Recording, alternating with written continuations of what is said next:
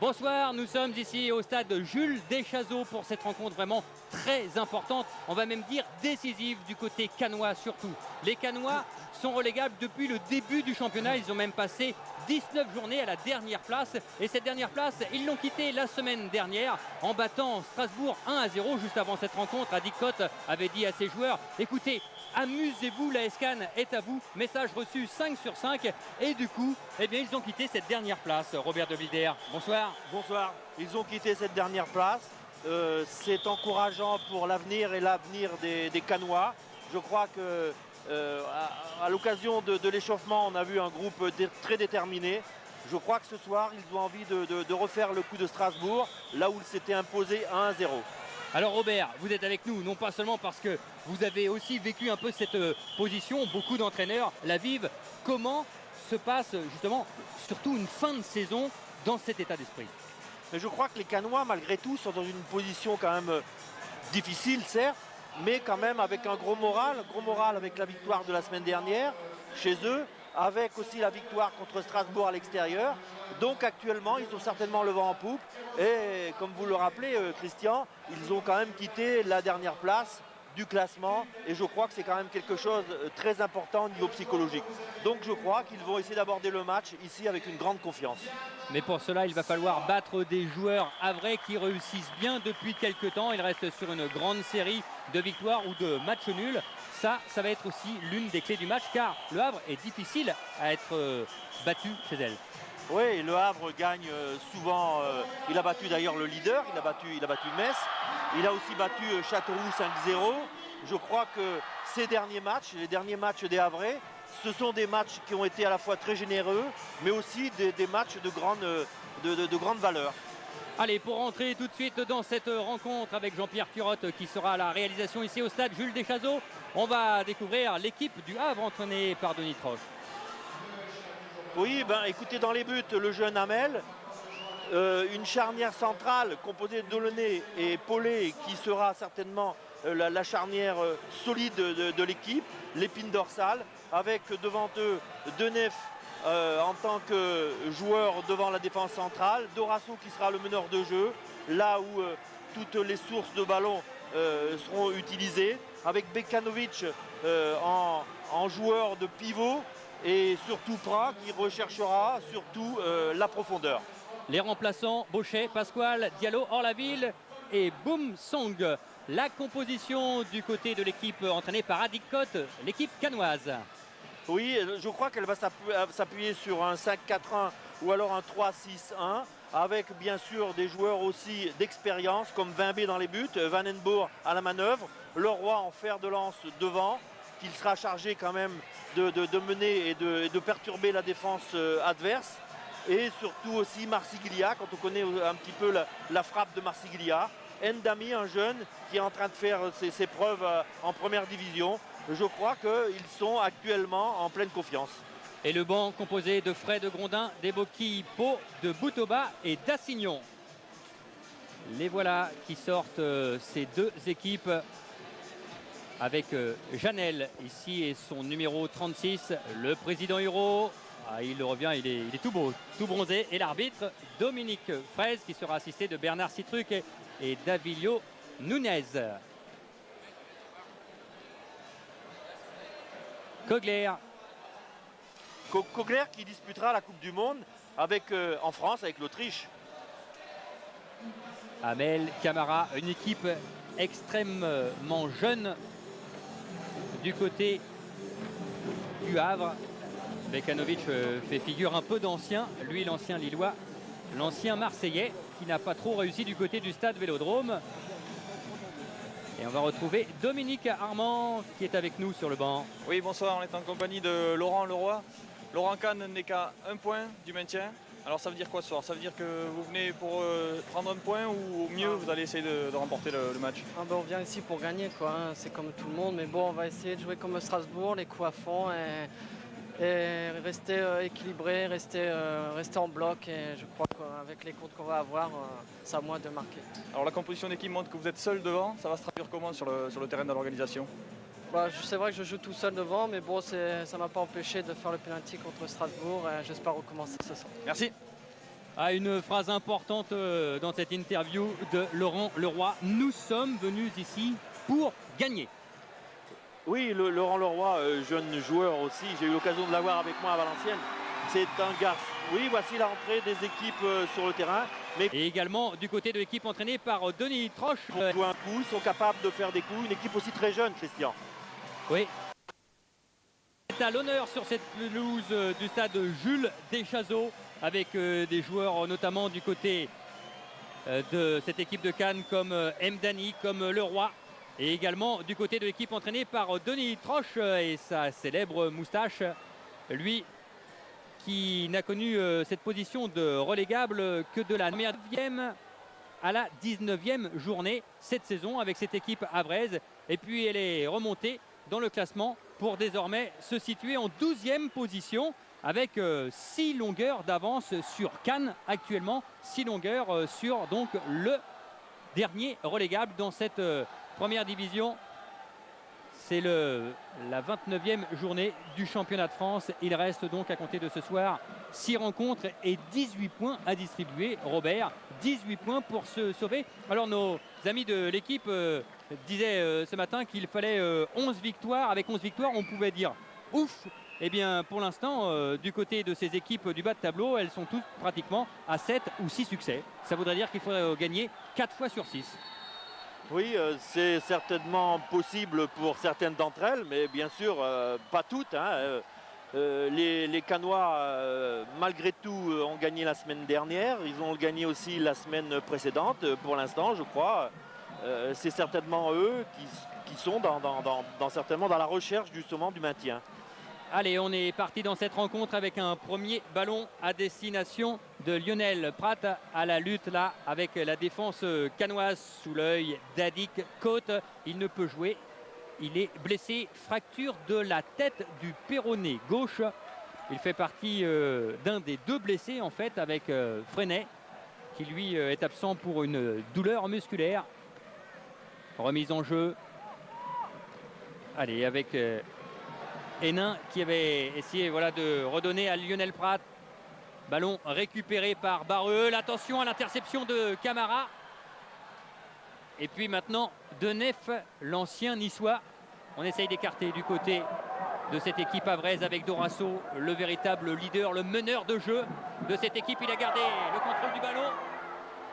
Le centre avec... non, il ne peut se retourner. Prise au marquage. Et ce ballon dégagé par la défense cannoise. Chaude alerte devant les buts des Cannois. Et encore ce ballon pour Bekanovic qui a remis à Dorasso. On vient de voir, Christian, à l'instant, le travail tout en rotation de Bekanovic, la protection du ballon devant les buts avec des remises. Je crois qu'il va être un poison constant pour les défenseurs cannois. Et on a vu tout de suite un petit peu la disposition des équipes sur le terrain, avec toujours Laurent Leroy seul devant et une équipe bien regroupée cannoise. Pardon. Paulet, Camara, lui aussi jeune joueur, Mohamed Camara. Il a cherché Prat, ballon récupéré avec Hénin et puis Prat en remise et on peut dégager. Allez, il faut mettre le ballon à terre. C'est ce que fait Barreul, notamment avec Vandenburg et sa technique. Récupéré par Denef. On perd beaucoup le ballon pour l'instant et cela des 2 côtés. Attention, on le dit toujours, vitesse et précipitation, ne pas confondre ces 2 notions. Bekanovic avait remis et la frappe, elle était bien trop enlevée. Bien trop enlevée, oui. Je pense qu'il n'était pas bien sur ses appuis, très loin du but, en coin.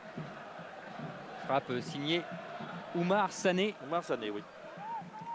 Jeune joueur aussi, hein, très jeune joueur quand même dans les 2 camps. Ouais, Denis Troche, il est bien décidé à ce que le Havre fasse la différence d'entrée. Là, il s'est levé de son banc pour demander à ses joueurs de presser les Cannois, de les empêcher de sortir, d'essayer de les étouffer d'entrée pour marquer au plus vite. Et on le comprend, Denis Troche, parce qu'une victoire, donc, ça les mettrait à 9 points donc, de Cannes. On ne va pas dire que ce serait le maintien assuré, mais ce serait déjà une très grosse bouteille d'oxygène. Le ballon était sorti et ce sera une touche cannoise. Bah, je crois que ce soir, ce serait presque le jackpot pour le Havre. S'il venait à battre l'équipe cannoise, il y a de fortes chances qu'il se sauverait et resterait en première division. On vous voit venir, Robert, vous nous parlez de jackpot tout simplement parce que nous sommes le vendredi 13 et que vous avez joué au loto. Bah, il faut un peu, oui. Mais pour l'instant, ce sont les deux équipes qui sont en train de jouer au loto. Là. Ils espèrent à décrocher le gros lot, c'est sûr. Le gros lot, hein. Ce ne sera pas les 100 millions de la cagnotte, mais ça peut être une place l'année prochaine en première division. Coup franc indiqué par monsieur Fraise sur cette faute du capitaine. Faute légère, hein, faute très légère. Jean-Pierre Delaunay. Allez, le ballon roulé. Oui, le ballon roulé. Le voilà, Kogler, l'Autrichien. Oui, internal autrichien. Il sera avec l'équipe d'Autriche pour disputer la Coupe du Monde en France. Allez, c'était long. Et malheureusement, du côté cannois, ce ballon n'a pu être contrôlé par Marsiglia. Très mauvais contrôle de Marsiglia. Mais il va se reprendre, c'est un joueur de qualité, Marsiglia. Alors, on en a vu des Marsiglia, des joueurs de qualité depuis quelques saisons.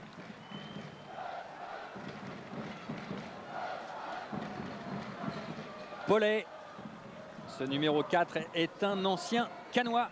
Il a raison, Denis Troche, de dire qu'il faut mettre du rythme dans ce match parce que les cannois, ils vont attendre la solution, ils vont jouer le contre.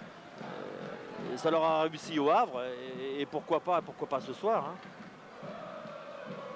Delaunay.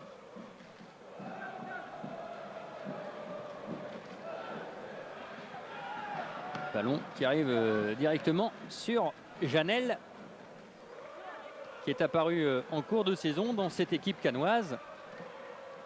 Avec Vandenburg. Ballon très long. Dégagé et on continue côté cannois avec Leroy qui était décroché et qui peut changer directement sur Senaya. Le ballon repris, non, une première fois et la deuxième c'est contré. La frappe. On vient de voir, Christian, un excellent centre de Senaya, bien contrôlé par l'attaquant. Je crois que c'était Marsiglia. Et une frappe de Laurent Leroy qui a été contrée par Paulet. Et le premier corner de cette rencontre. Vandenburg, ballon détourné. Camara à la lutte. C'était avec Chabot.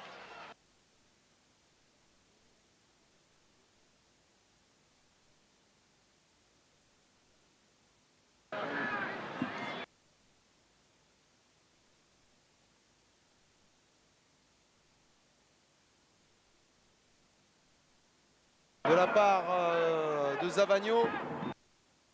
Ballon. Qui aime les grandes chevauchées, qui aime les courses, qui aime prendre les espaces, comme on vient de voir sur cette transversale de Kogler là. Il va certainement donner du fil à retordre au fil des minutes à la défense centrale Delaunay, Paulet, Avrez. Le voilà justement, Paulet pour Bekanovic. Ah, il y a un duel là-bas à suivre. Bekanovic contre Janel. Avantage cannois sur cette action. Leroy a essayé de travailler en remise. Interception avec Vikash Dorasso qui est l'objet de nombreuses sollicitations depuis pas seulement cette saison mais depuis quelques années et qui prouve un petit peu plus à chaque rencontre qu'il est un vrai meneur. Denef. Et on joue en une touche de balle en déviation avec Bekanovic, avec Prat et la frappe, elle. Oui, la frappe de Prat, le corps de Prat légèrement en arrière. Je crois qu'il n'est pas suffisamment rentré dans le ballon. On le voit ici, voilà. Je crois que déjà, il est arrêté.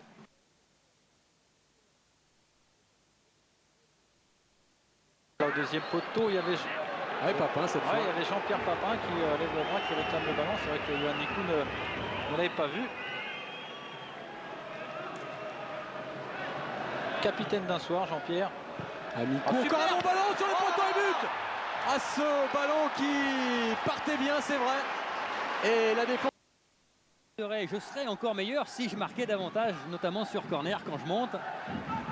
Allez, attention. Avec ce ballon canois et ce centre de Senaya qui va récupérer ce ballon une nouvelle fois.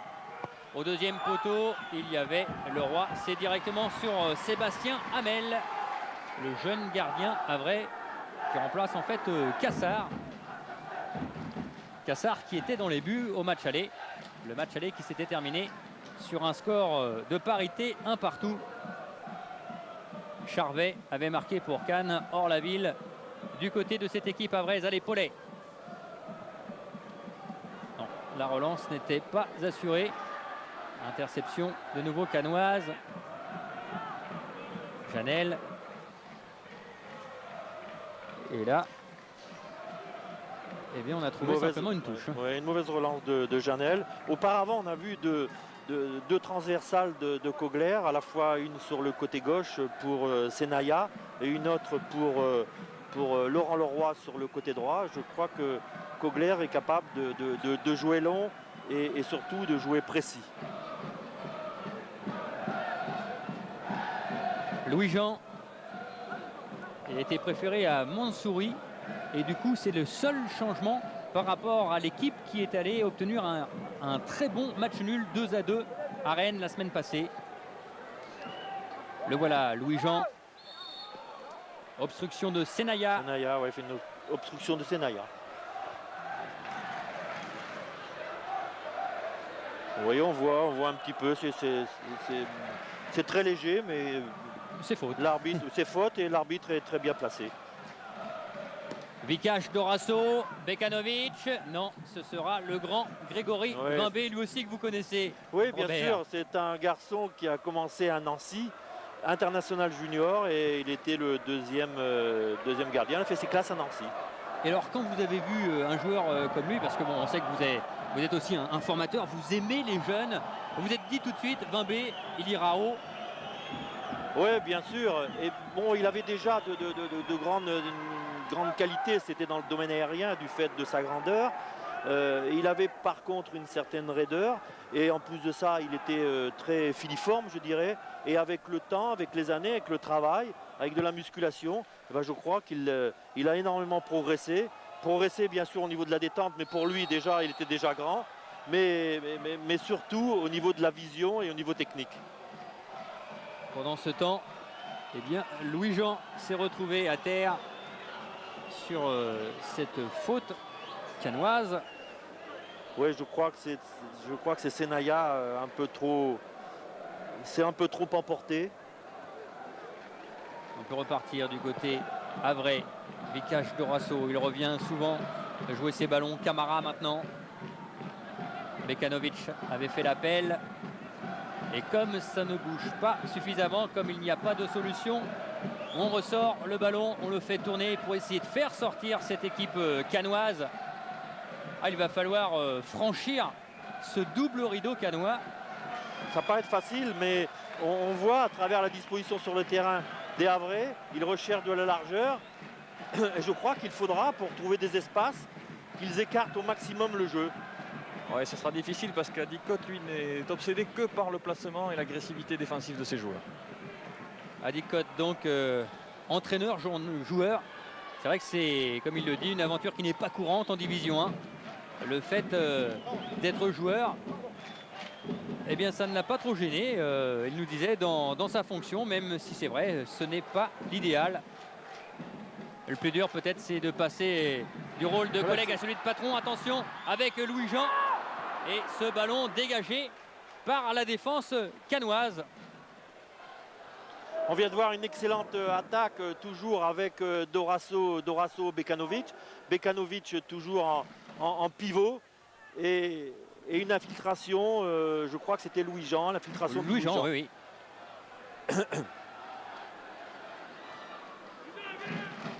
Allez, encore cette équipe havraise. On a changé de coin pour lancer Camara.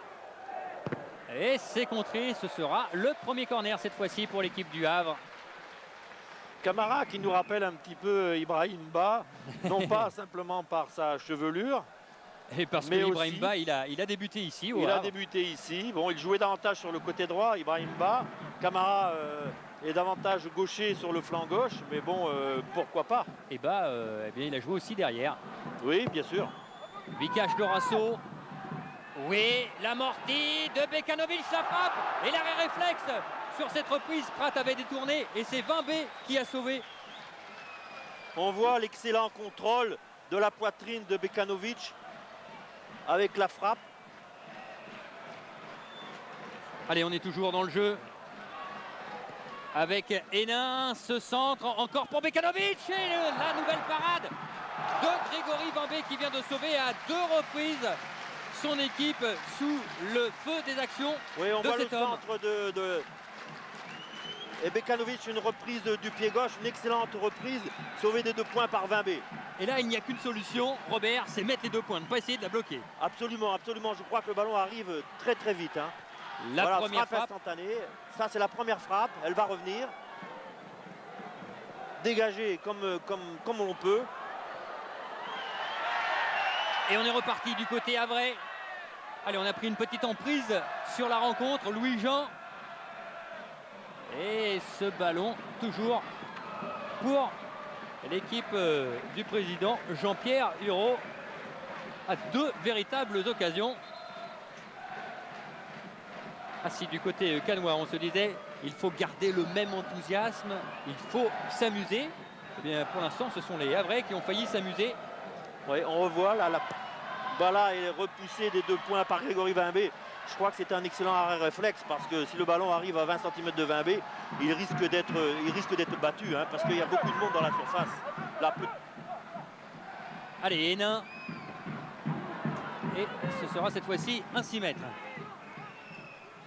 En prise pour l'instant, en prise totale de l'équipe havraise. Surtout par l'intermédiaire de toujours de Dorasso et surtout de Bekanovic. On vient de voir à l'instant et on revoit un petit peu l'arrêt réflexe et des 2 points de Grégory Vimbé. Dégagement de Vimbé. Le Roi.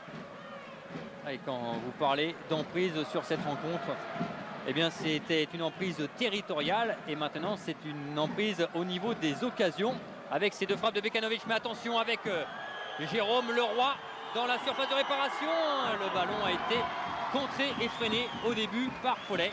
On vient de voir un petit peu tout ce que peut apporter Laurent Leroy. Vous voyez, la course est évident qu'après une course de 20 mètres et surtout sur son, je dirais, son mauvais pied, pied gauche, le meilleur pied c'est le pied de frappe et c'est le pied droit.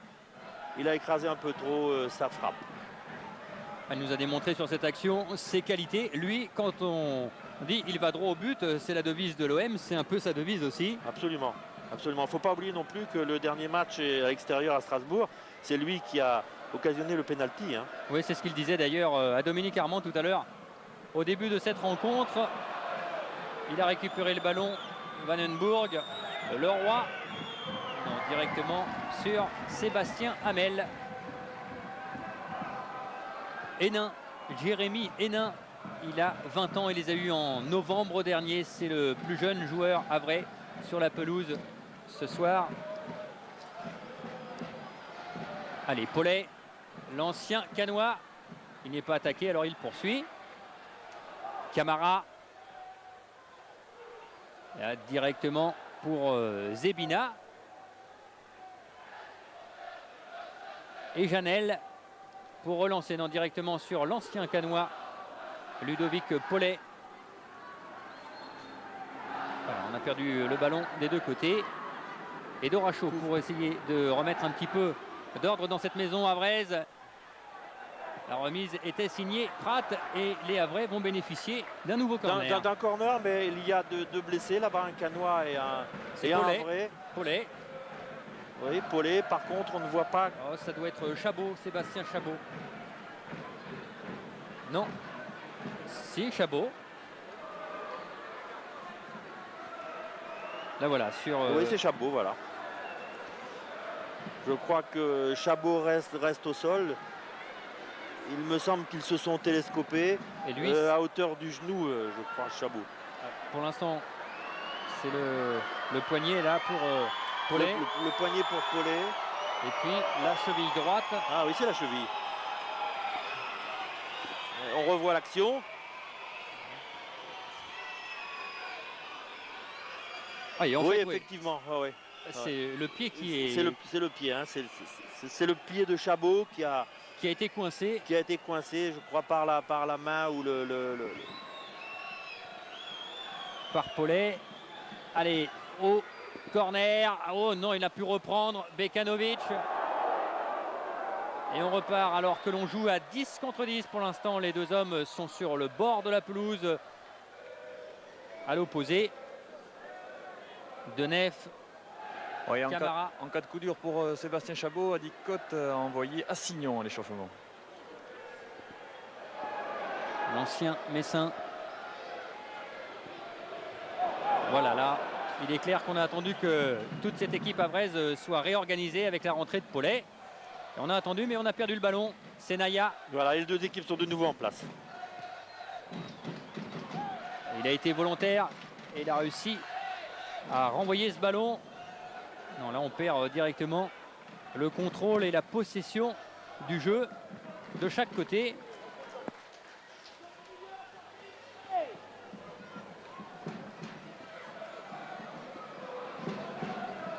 On vient de voir encore un bon timing de Paulet.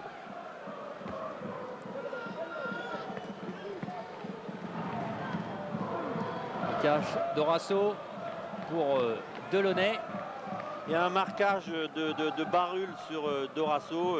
Il suit Dorasso qui est le meneur de jeu de cette équipe avraise.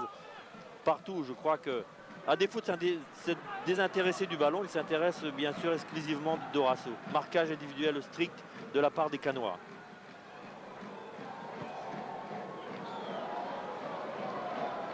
Hénin, Louis-Jean.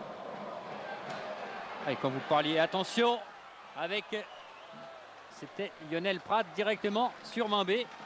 Quand vous parliez de marquage individuel, eh bien on a pu voir notamment que cet homme, Sané, était lui aussi pris à l'individuel, mais que Denif également, et il était suivi comme son nom par M. Dani. Dani, ouais.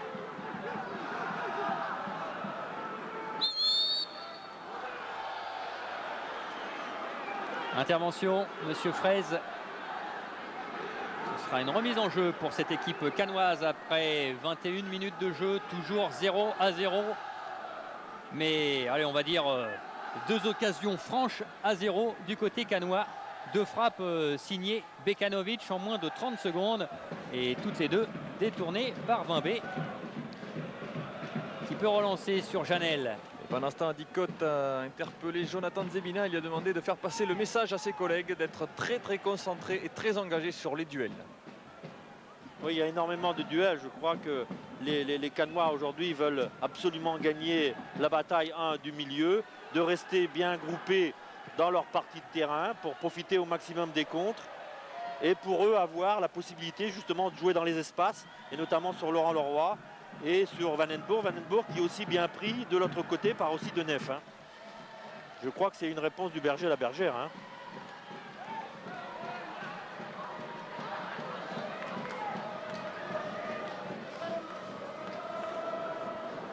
Allez, c'est Naya pour la remise en jeu. Ah, il a été plus prompt, le capitaine havrais de cette soirée. Zebina pour Kogler, Walter Kogler. Complètement à l'opposé. C'est son premier match en tant que libéraux à Kogler. Hein. Habituellement, il joue sur le côté gauche ou au marquage. Hein.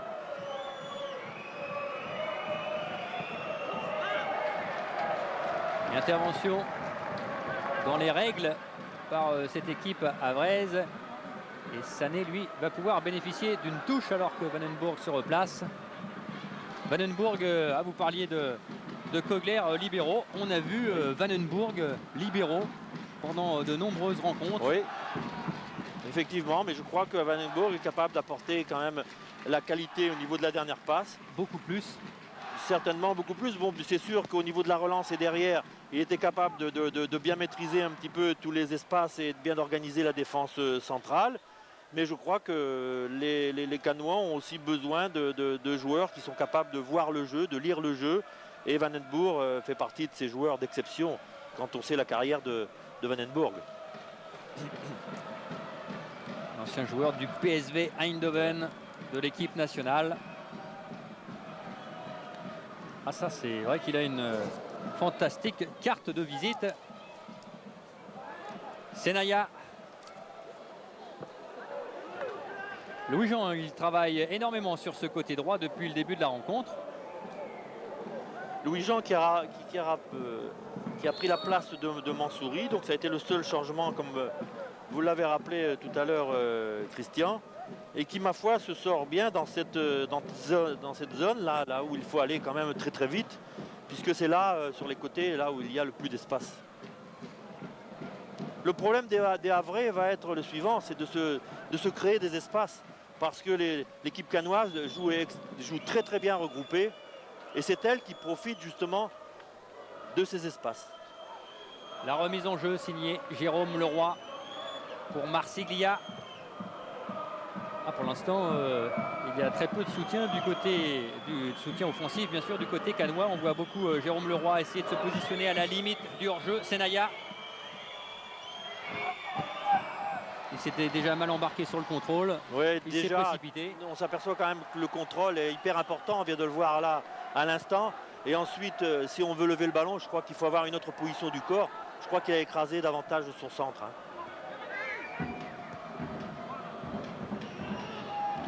Et voilà, toujours Van den Burg aux commandes. Allez, Zebina. Ballon intercepté, c'est là qu'il faut aller vite. Du côté Havrais, Vikash Dorasso. Denif. Il a laissé passer Dorasso, en fait, ce ballon était donné carrément dans son dos. Malheureusement, on a perdu le ballon aussitôt du côté canois. Des Canois, on le disait en début de reportage, dont la meilleure place quand même cette année a été 16e. 16e, et ils ont occupé cette place seulement à 3 reprises. C'était lors de la 2e journée, de la 23e, et là actuellement, donc à l'approche de cette 29e journée. Oui, pour Lionel Prat. Et sans danger pour Grégory Bimbé. Un excellent centre. Peut-être que Lionel Prat arrive avec quelques centimètres de retard pour qu'il puisse bien frapper cette balle, bien couper la trajectoire. Intervention, monsieur Fraise. Intervention, je crois que Delaunay s'est servi un petit peu de son coude.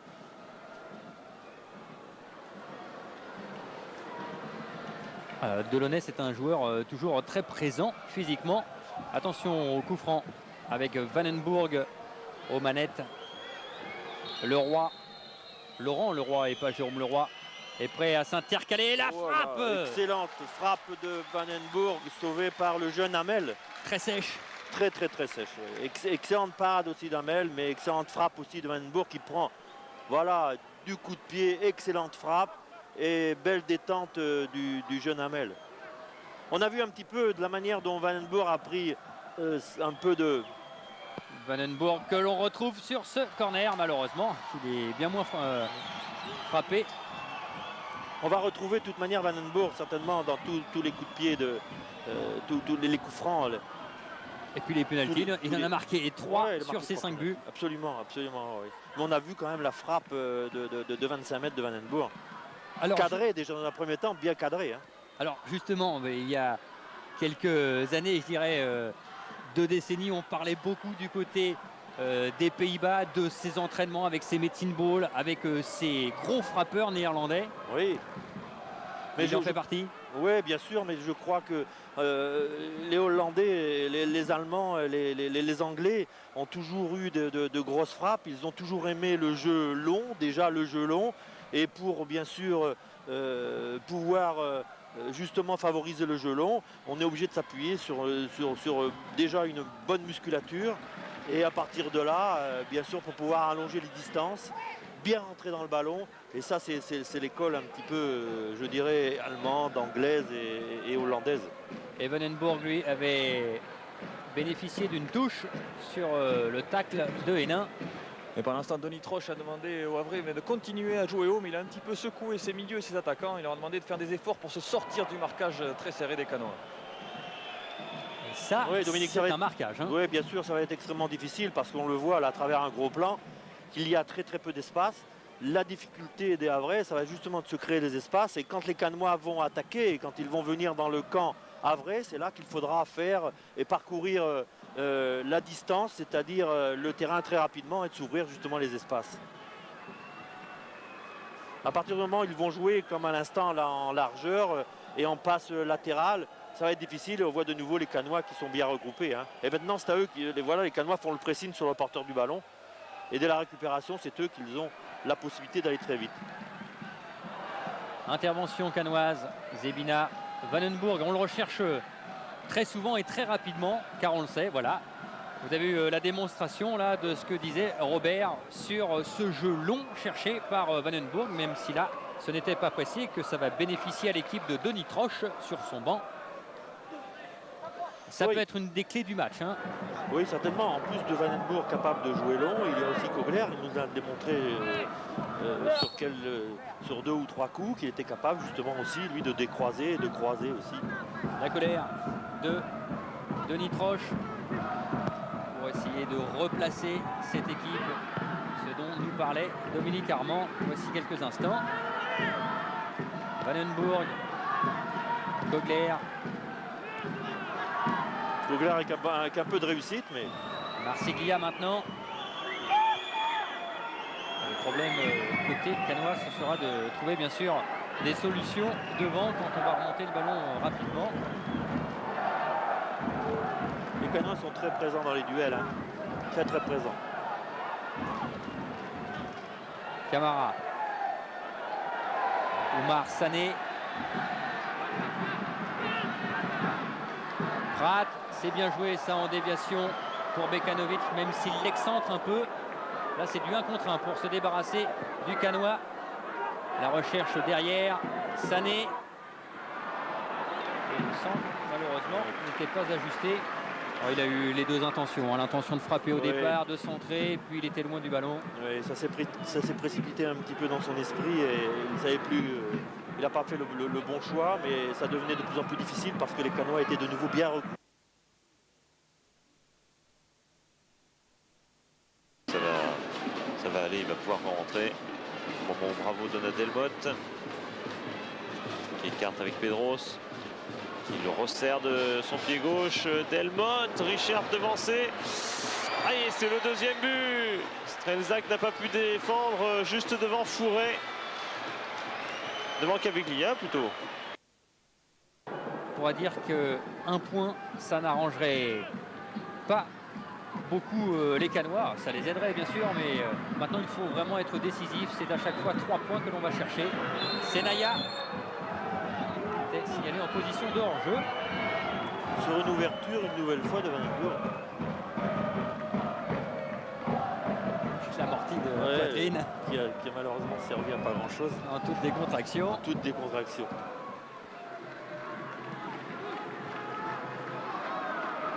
Delaunay. Et voilà, toujours la mise en place canoise, mise en place défensive, très bonne organisation, gros pressing sur le porteur du ballon. Et voilà, récupération du ballon, explosion. Senaya. Allez, l'explosion là justement pour aller chercher ce ballon. Et ce sera une touche face à Louis-Jean.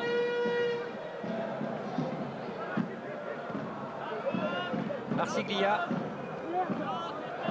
Et si Monsieur Fraise, oui, c'est ce que demandait Marsiglia, une faute. Monsieur Fraise est bien toujours passé. de Denis Troche.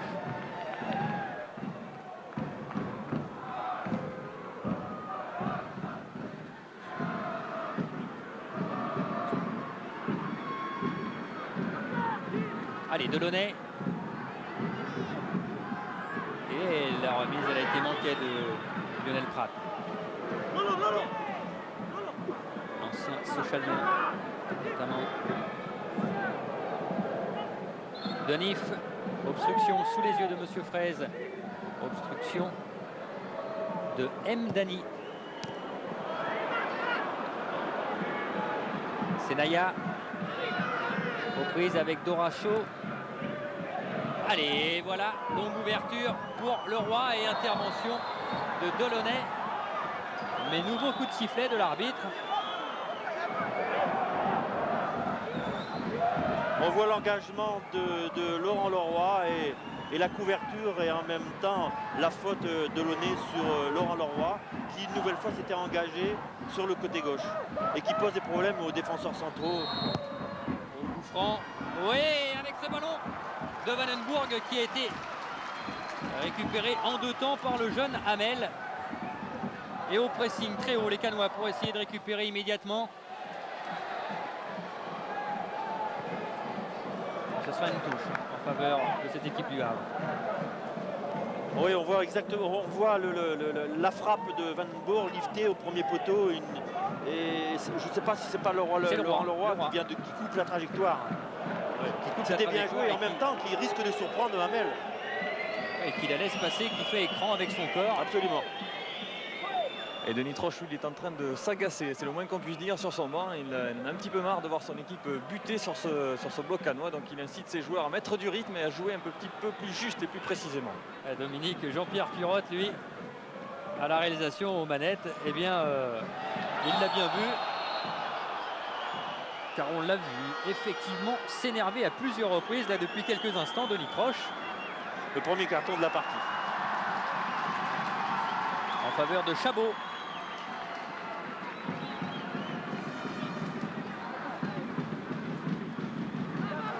Premier carton donc. Ce sera le 2e pour Chabot depuis le début de la saison.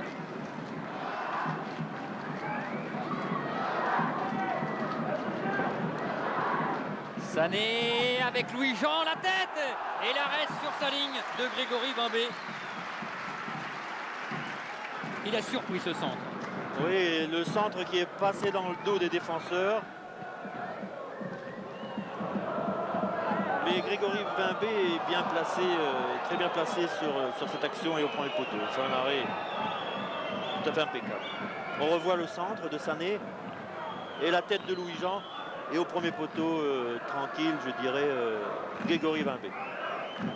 Grégory Bimbé qui apporte dans cette jeune équipe aussi son expérience, tout comme Vandenburg, parce qu'encore une fois, on peut le répéter, c'est une équipe très très jeune, qui a eu de nombreux changements à Cannes. On en discutait avec Adik Cote avant cette rencontre. Et pourtant, il disait, il n'y a pas beaucoup de blessés, ne serait-ce qu'aujourd'hui, il n'y a que 2 blessés, donc on pensait à Adik Cote et au jeune Freinet.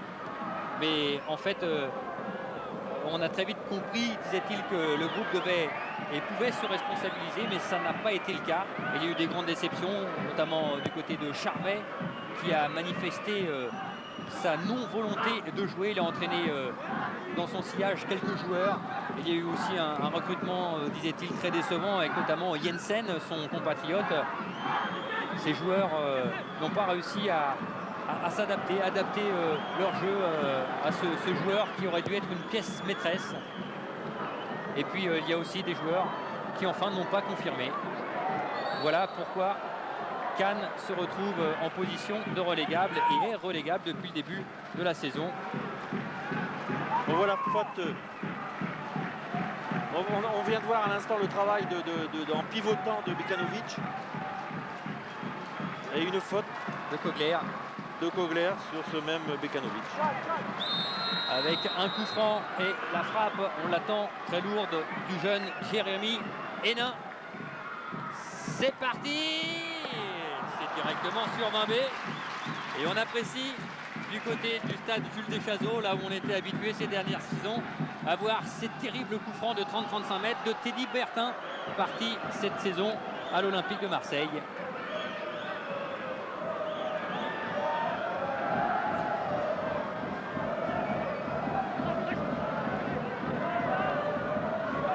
Denif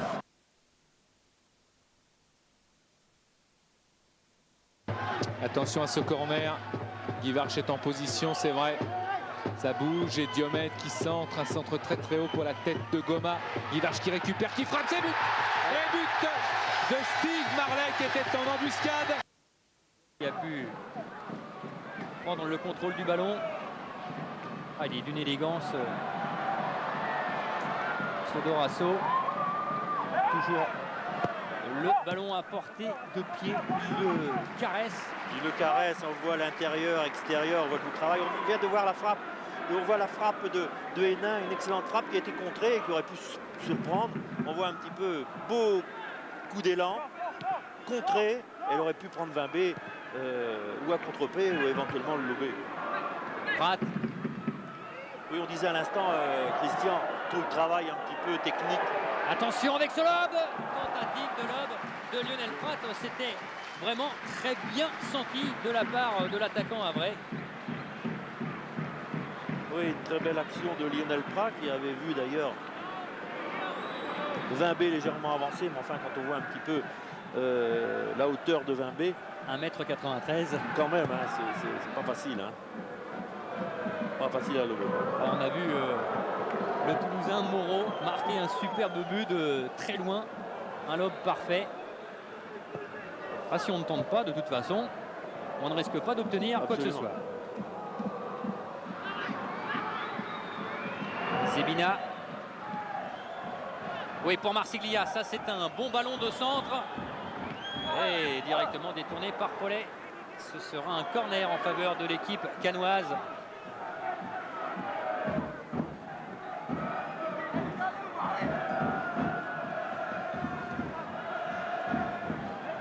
Allez, au corner.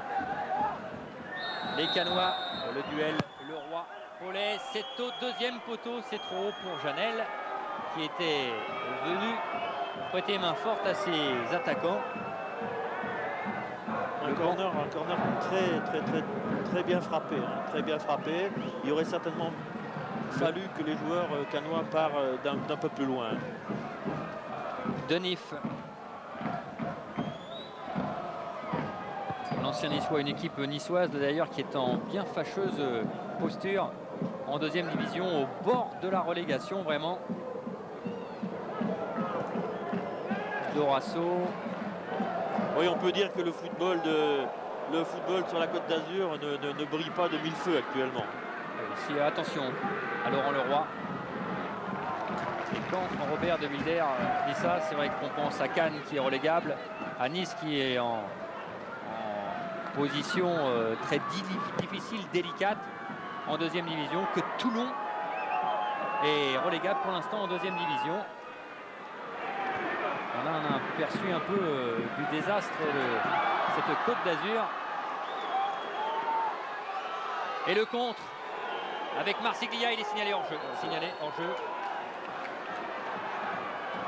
Et peut-être que Monaco va perdre son titre. Hein. Bon, enfin, on n'est pas encore là. Oui. Un match important pour les Monégasques ce soir à Auxerre. Mais celui-ci, celui que vous avez choisi de suivre sur Kiosque, il est tout aussi intéressant. Parce que c'est vrai, hein, une défaite là des Cannois, ce serait vraiment synonyme, même si c'est vrai que Rennes, Guingamp, Strasbourg, dans le bas du classement, sont des équipes qui se rencontrent aujourd'hui avec Châteauroux également. Intervention rouge et blanche pour Marsiglia. Et là, il faut s'arracher face à Hénin. Et c'est pas franchement ce qu'il a fait, Marsiglia. Et toujours les espaces pour les Cannois. Et toujours le peu d'espace pour les Havrais. Ce ballon, il était difficile pour Dorasso. Ouais. Reprise avec Barul. Toujours ce marquage impitoyable de Barul sur Dorasso. Et un bon tacle de Barul qui met le ballon en touche.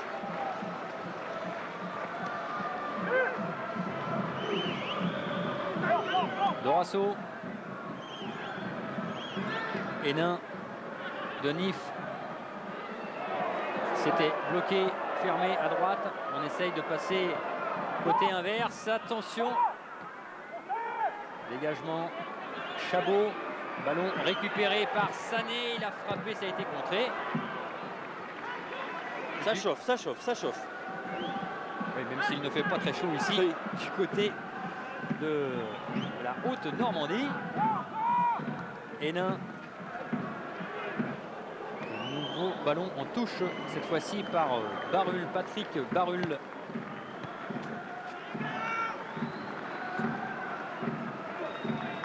L'équipe canoise est toujours bien organisée, toujours le travail en pivot de Bekanovic. Et là, elle s'est retournée dans la surface de réparation. Et c'est directement sur Zebina. C'est dégagé. Sané. Oui, il y a faute là. Incontestablement de la part de l'Autrichien Kogler. Et ça risque d'être un bon coup franc à moins d'1 minute de la fin de cette première période où aucun but n'a été marqué pour l'instant. Adil Cote il en a profité pour mobiliser ses joueurs, pour les garder concentrés jusqu'au bout. Il sait qu'il reste quelques secondes et il leur a dit que ce score lui convenait jusqu'à la mi-temps. Dorasso, deuxième poteau. Il y a Lionel Prat, lui qui avait réalisé le coup du chapeau, un triplé contre Châteauroux. Voici ça quelques journées avec une victoire 5-0 sur l'équipe de Châteauroux. Bekanovic lui avait réalisé le doublé dans cette même rencontre. Et pour l'instant, ils sont muets les attaquants à vrai. Sané, c'est contré, ce sera un corner peut-être le tout dernier de cette première période puisqu'on joue désormais les arrêts de jeu. Il y a beaucoup d'activité chez ce joueur Sané. Souvent, c'est lui qui te provoque, il essaie de rentrer, il essaie de frapper et comme on vient de le voir à l'instant, là, il a bénéficié aussi d'un corner et c'est lui qui va tirer le corner avec, je crois, Dorasso. Non, tout seul, Sané, tout simplement parce que Dorasso, il était marqué, mais ça fait sortir un joueur et une faute signalée par monsieur Fraise. Semble-t-il de Hénin. Adil Cote peut aller se rasseoir. Le petit coup de frayeur, de chaleur est passé.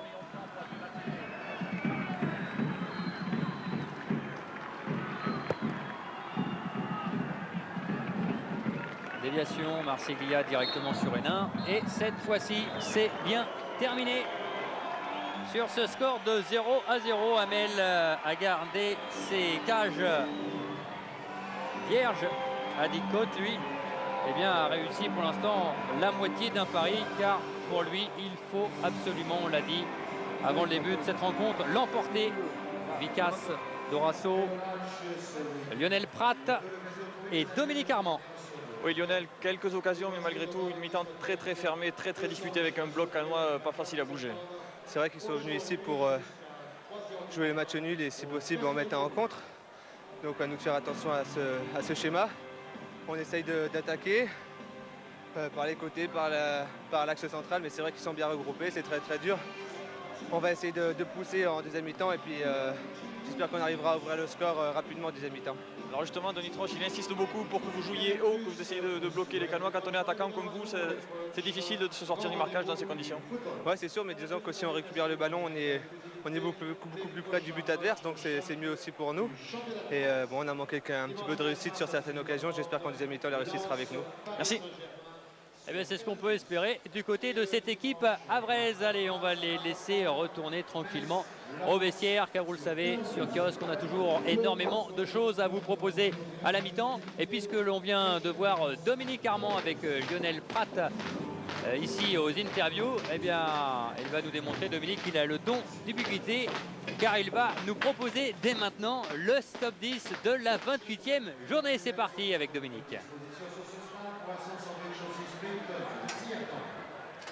Juste avant ce dernier ralenti et cet arrêt de Grégory Bimbé. Le retour sur cette première période de jeu et les meilleures occasions. Oui, avec la frappe du pied gauche de Bekanovic et très bel arrêt, réflexe on peut dire, de Grégory Bimbé. Il fallait être présent sur la frappe. de Vandenbourg. Excellent Amel cette fois-ci. arrêt d'Amel, le jeune Amel. Il fallait la toucher. Après 2 occasions du côté de cette équipe avraise, c'est donc l'équipe de l'autre entraîneur, pas de Nitroche, mais d'Adicot qui a réagi, et on retrouve les Canois en fin de première période. Avec cette tête de Louis-Jean et au premier poteau, Grégory Vimbé bien placé. Qui aura été impeccable sur sa ligne notamment durant toute cette première période. Allez, nous ce qu'on aimerait voir ici, ce sont des buts au Havre pour le Havre Cannes, cette 29e journée du championnat de France, toujours 0-0. Et Hénin, lui, a essayé d'ouvrir le score, mais Grégory Vimbé était bien présent sur cette frappe lointaine. On a beaucoup travaillé, on a beaucoup frappé de loin quand même. On a beaucoup frappé de loin et ça se comprend parce que d'un côté, il y a une défense canoise qui est très très bien organisée, et donc il est difficile de rentrer dans cette défense. Donc obligé de trouver des tireurs de loin. C'est ce qui s'est produit en première mi-temps. Mais on peut toujours aussi avoir la chance qu'un tir puisse être dévié. Oh, c'est beau ça, ce qu'il nous propose. Oui, bien sûr. Vous parlez de ce qui se passe à l'écran là, non? Jean-Pierre Pirotte, oui, il aime bien l'esthétique. Oui, oui je vois quand même que... Mais on disait donc, oui, la solution, elle peut venir sur un tir. Allez, sur un tir on met un petit coup. Et justement aussi, les Canois vont certainement avoir des espaces et le match risque en deuxième mi-temps, à mon avis, de se débrider. D'un côté, peut-être avec la fatigue. Et de l'autre côté, peut-être qu'une équipe va vouloir forcer la décision. Je crois que les Havrais vont prendre davantage de risques en deuxième mi-temps. Oh là là, à mon avis, elle vous aurait troublé un petit peu. Hein. C'est reparti. Allez, on attend la rentrée des deux équipes. Voilà. Et après cette page sourire. Ah bah, on a le sourire également du côté de Cannes. 0-0 pour l'instant. Voilà la caméra. Allez, on va juste écouter. Non, parce qu'on est reparti dans les tribunes. On ne parle pas beaucoup.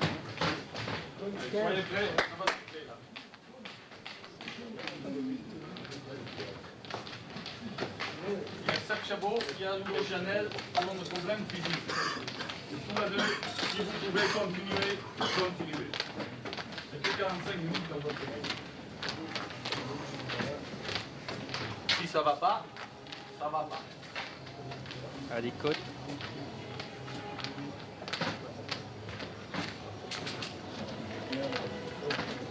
Yao, Vandenbourg qui récupère debout. On est pressé, on est toujours un peu pressé de repartir. Comment ça se passe? Comment ça se passait chez vous? Oui, mais là, on s'aperçoit quand même que les Canois sont en train de tenir le bon bout parce qu'ils arrivent à la mi-temps sur ce score de 0-0 et on voit simplement qu'à travers les quelques images, on voit pas le vestiaire en son entier, mais on ressent malgré tout encore une présence. Ils sont prêts de nouveau, on les sent prêts à rentrer de nouveau en seconde mi-temps pour pouvoir accomplir le même travail. Pour eux, bien sûr, un nul serait quelque chose d'intéressant et pourquoi pas de décrocher une victoire. On les sent quand même malgré tout concentrés. Sur le peu d'images que l'on peut voir, on les sent malgré tout concentrés. Le Roi, Je ne sais pas si vous l'avez entendu, mais Vimbé, Marsiglia, l'arbitre Monsieur Fraise, Zebina, Senaya, Mdani, le staff canois et Dominique Armand.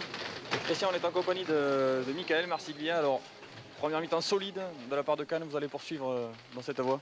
Ouais, c'est vrai, c'est le mot juste, quoi. Solide, on est tous derrière, on attend un peu le bon coup.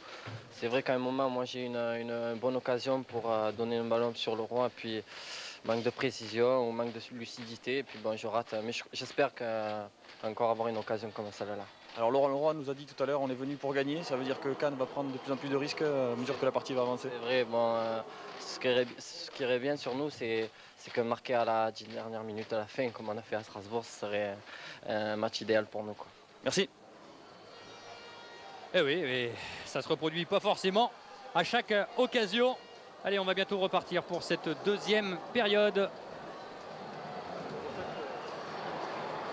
Il ne semble pas qu'il y ait de changement pour l'instant du côté des deux formations. Et Christian, des changements, il pourrait y en avoir côté canois, puisque vous l'avez peut-être entendu tout à l'heure, Adi Cotte a demandé à Janel et à Chabot, touchés en première période, de faire le maximum, d'aller au bout de leurs possibilités, mais de renoncer s'ils ne pouvaient pas poursuivre, donc ils seraient remplacés.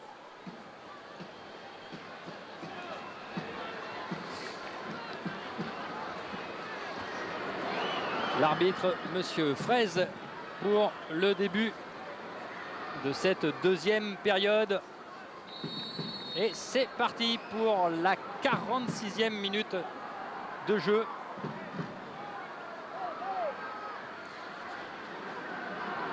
Avec les Canois en possession du ballon. Déviation, c'était à destination de Senaya. Ce n'est pas arrivé malheureusement du côté de l'équipe d'Adi Cotte.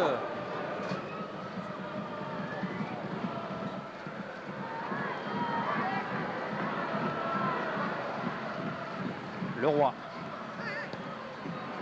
La course a été croisée de la part de Chabot. Le contrôle, lui, n'y était pas, malheureusement.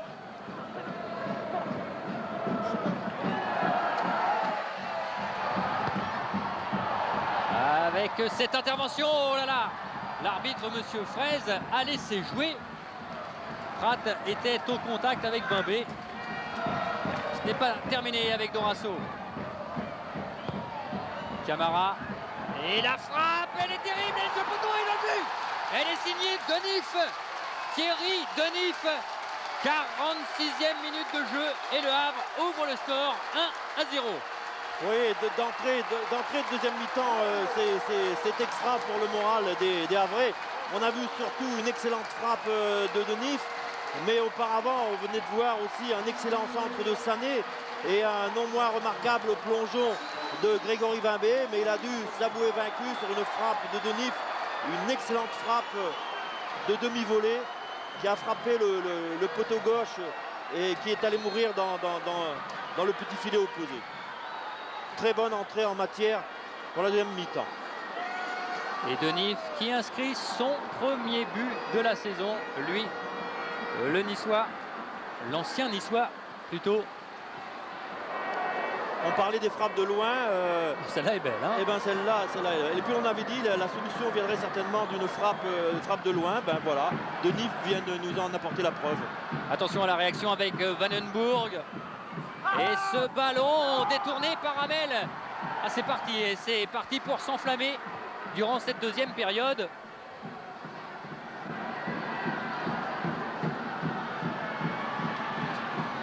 Avec Camara.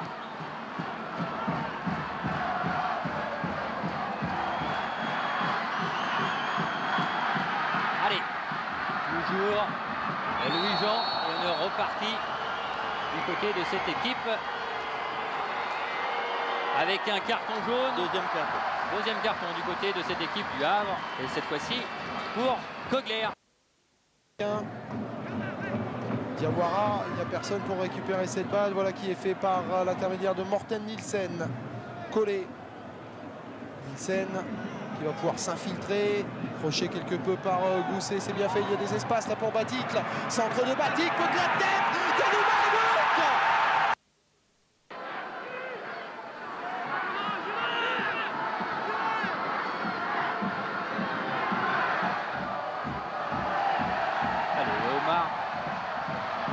Allez, Oumar Sané. C'est dégagé et récupéré par Senaya. On va pouvoir souffler un petit peu du côté de cette équipe canoise là, qui réussit la plus mauvaise opération actuellement. Eux qui sont venus ici pour l'emporter, pour revenir avec 3 points à la maison pour l'instant. Ils reviennent bredouille. Allez, mais même s'il reste quand même 42 minutes de jeu, il va falloir la prendre en défaut cette équipe havraise. Au corner, Vicas Dorasso. Et c'est dégagé sur la ligne par Chabot, par Baroul, pardon. De nouveau Baroul. Et Vandenburg. Oh, le petit pont, il l'attendait venir, mais c'était dangereux quand même.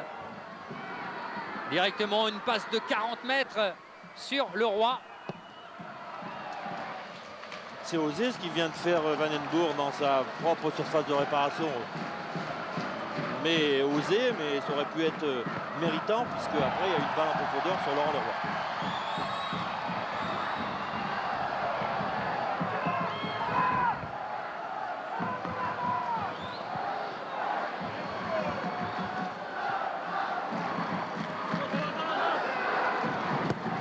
Olé.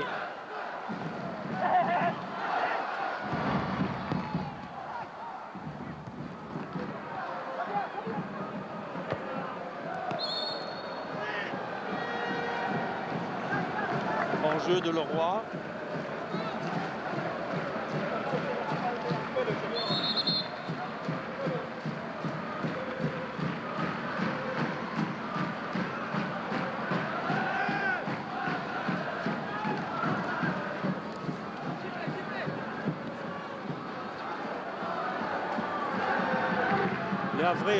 Les Havrais ont emballé un peu plus le match en seconde mi-temps.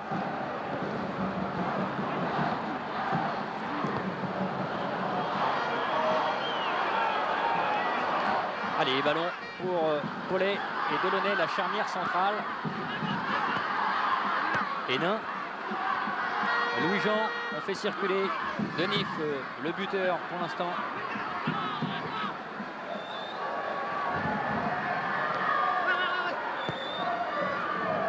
Et c'est Naya. Mais Jeune Chance en est bien sorti avec Diomède. Et les voilà les contres promis par Guy tout à l'heure. Avec maintenant un ballon de Steve Marley. Guy Varche s'est revenu en jeu. Il n'y a pas de hors-jeu de Diomède. Et il y a Lamouchi qui est au centre. Diomède qui donne à Lamouchi ses buts. Deuxième but au Serrois. Pourtant facile. Récupération Vandenbourg. Les Canois vont certainement devoir prendre des risques et ils vont certainement être beaucoup moins agressifs au niveau du marquage. Être beaucoup plus lâches. On devrait peut-être voir un match plus ouvert qu'en première mi-temps. S'ils veulent revenir au score, il faudra qu'ils essaient d'appuyer un peu plus leur attaque et de donner un plus grand soutien, apporter un plus grand soutien à Laurent Leroy.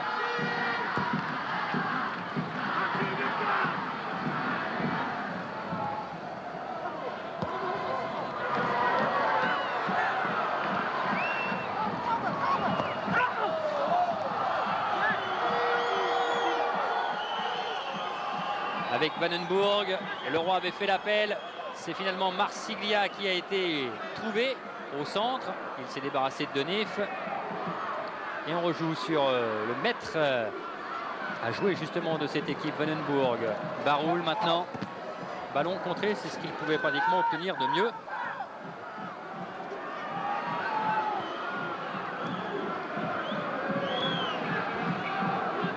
Toujours Kahn et on fait circuler avec Janel.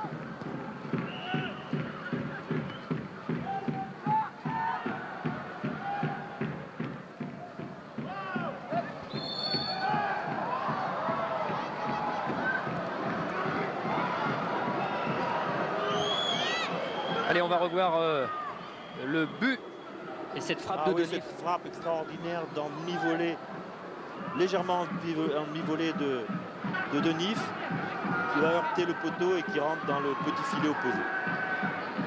Très bonne frappe, très bonne position du corps de Denif et frappe instantanée surtout. Pratt, le contrôle, eh bien, il lui a complètement échappé.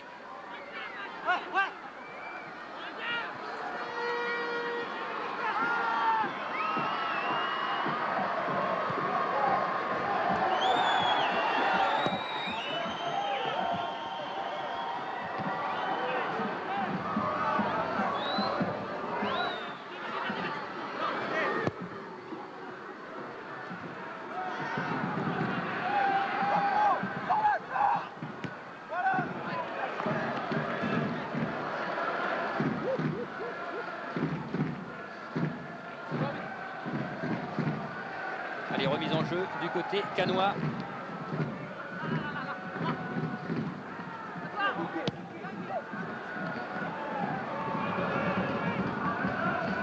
Vimbé.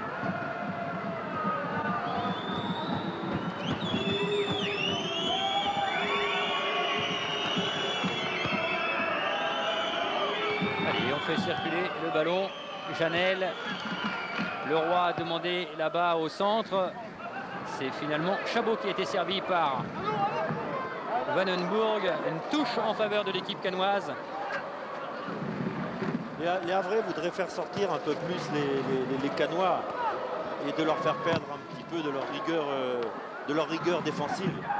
C'est ce qu'ils sont en train de faire actuellement, de laisser un peu plus d'initiative aux Cannois pour qu'ils puissent avoir de plus grands espaces. Ouais, c'est un bon ballon, c'est encore une fois pour Darocha là-bas. Darocha alors devant. Ça va peut-être repiquer un petit peu vers le point de pénalty. Ah oui, but. Oh, quel culot de Camara. On va employer la manière lointaine.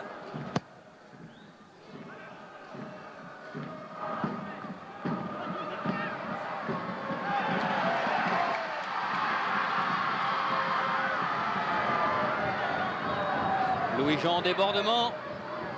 Et ce sera un corner. Corner concédé par cet homme, Senaya. C'est Dorasso qui va aller le tirer.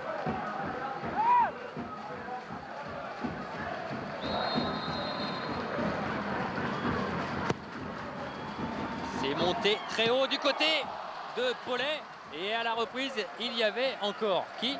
Tout simplement Louis-Jean.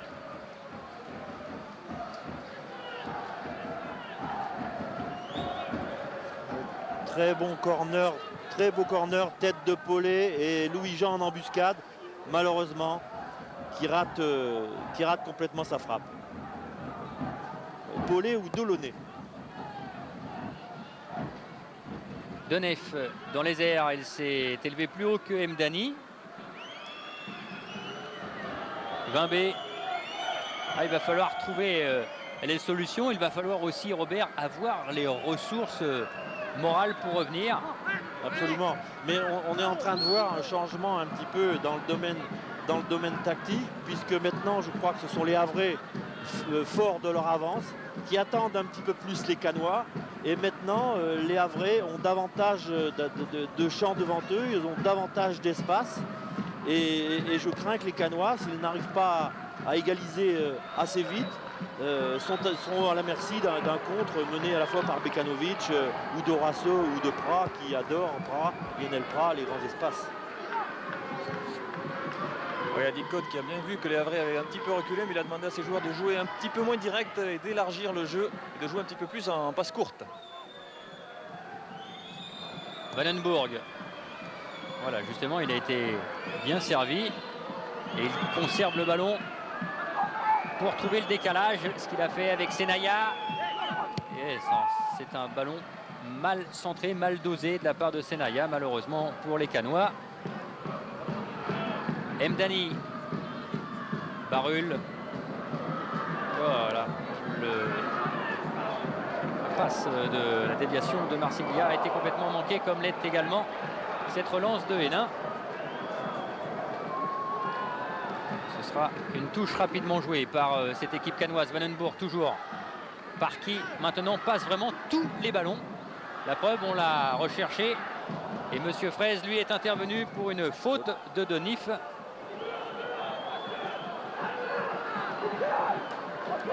Vandenbourg prend énormément d'élan. Quand on connaît la frappe de Vandenbourg.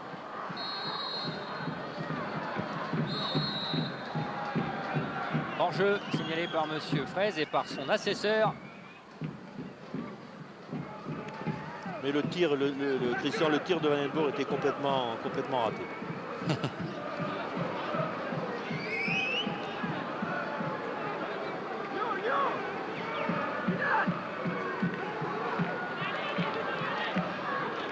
Allez, dégagement Hamel. À la lutte, il y avait Janel et Bekanovic. Ouais, sur le banc Havrais, on s'inquiète un petit peu de voir l'équipe subir. Donc Denis Troche a demandé à Vicage Dorasso de mettre un petit peu le pied sur le ballon et de faire jouer ses partenaires pour conserver ce ballon. Oui, absolument. Actuellement, on voit quand même l'équipe canoise capable de prendre le jeu à son compte. Elle est en train de le démontrer sous la houlette de Van den Burg. Et c'est vrai que c'est un petit peu inquiétant pour les Havrais qui n'ont plus beaucoup de ballons et qui perdent la direction du jeu.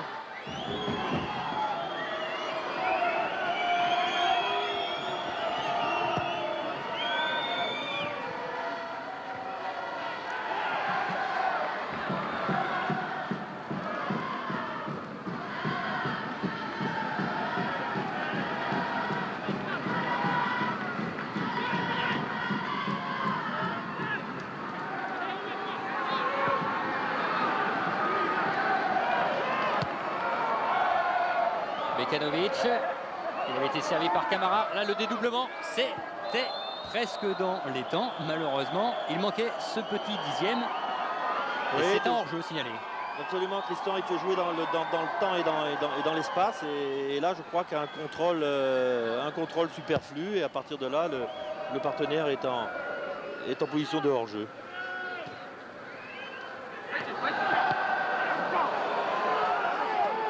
Mdani, allez, lui aussi essaye d'organiser, de prendre du volume, de l'ampleur au milieu.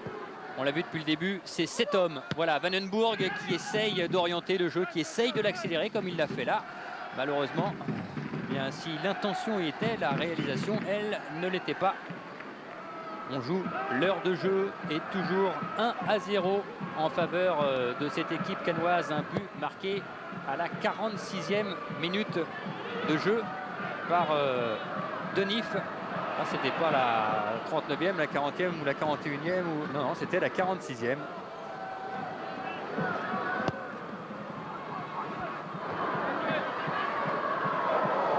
Allez, ballon toujours pour ces Havrais. Dorasso, il avait vu dans son dos, on revenait. Ah, il a une faculté, lui, d'emmener le ballon, de le garder, de le conserver. Extraordinaire.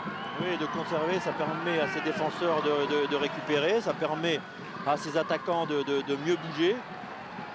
Surtout que Dorasso a une excellente vision de jeu, bien sûr, avec l'excellente technique qu'on lui connaît. Et attention au rebond, parce que ça donne tout de même toujours quelques frayeurs. On ne sait pas quelle trajectoire va prendre le ballon une fois qu'il va rebondir. Intervention Monsieur Fraise, tout simplement parce qu'on a été un petit peu trop virulent du côté canois. Un petit peu trop énergique, rien de méchant, l'emballage, on pourrait dire un bel emballage. Monsieur Fraise toujours bien placé, toujours très bien passé, pas loin de l'action.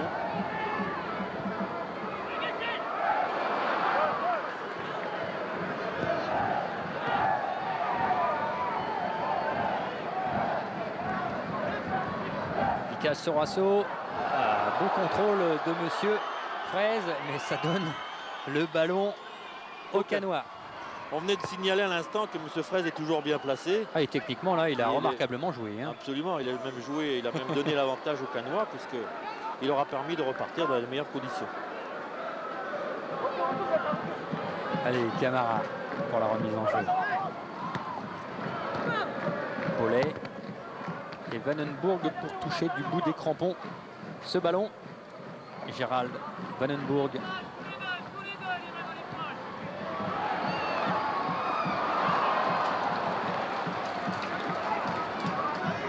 Ballon récupéré. Mdani, Janel. Allez, accélérer si on peut. Et certain que les possibilités de jeu devant sont pour l'instant encore, on va dire, peut-être insuffisantes. On manque d'appels, on manque de tranchants.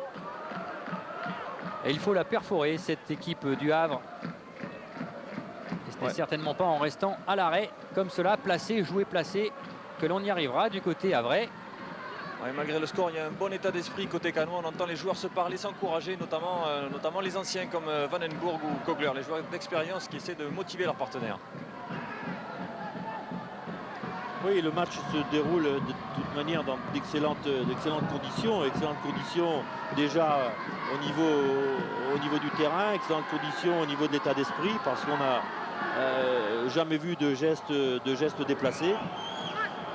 c'est vrai que il faudrait davantage d'engagement, et je pense notamment de la part des Canois, s'ils veulent revenir au score, il va falloir emballer le match encore un peu plus. Ils en sont capables, ils nous l'ont fait voir sur quelques actions. Maintenant, les Havrais sont capables aussi de faire le break.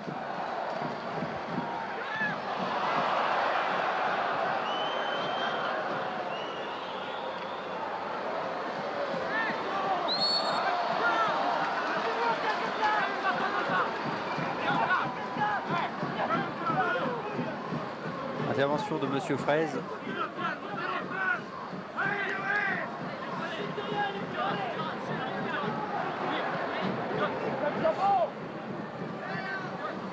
Allez, Camara. On va chercher transversalement avec le capitaine Jean-Pierre Delaunay, qui devient un ancien ici au Havre. Attention au pressing de Laurent Leroy. Et maintenant celui de Vandenbourg, qui intelligemment a laissé sauter Paulet pour récupérer ce ballon. Et Adik Cotte. Adik Cotte se fait rappeler à l'ordre par M. Fraise. Monsieur Fraise, lui, intervient alors que Nicolas Huisman, lui, est dans les tribunes, blessé.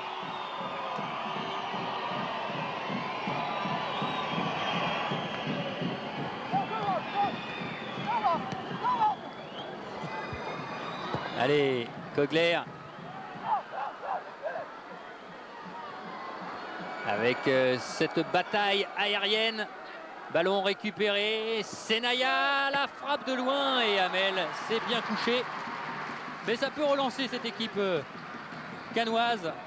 De toute façon, il faut tenter, il faut essayer, il faut frapper au but. Et on voit Pascal Nouma qui a du champ maintenant. Pascal Nouma avec Martins. Il a défié Vio. Centre de Martins, la tête de Capron. Ballon récupéré par Huard. Arpinon. L'avantage est laissé au Strasbourgeois. Il n'y a pas de hors-jeu. Nouma, la frappe de Batik. Nouma. Frappe de Nouma. But. Des deux côtés.